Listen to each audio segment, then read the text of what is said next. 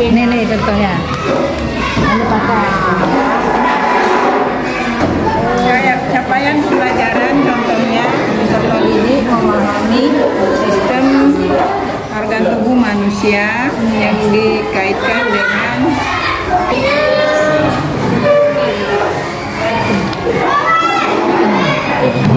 memahami kronologi sejarah telah ambil chip inilah yang mampu menganalisis isi teks sastra.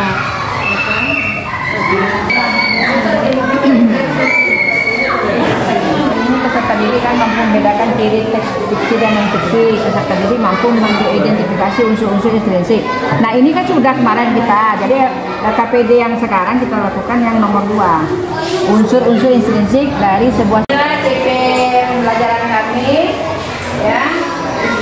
Kasih dan berkenalan sesuai informasi berupa fakta. Dan ini mengajarkan peserta didik yang antusias dan mandiri dalam mempelajari berbagai jenis teks fiksi.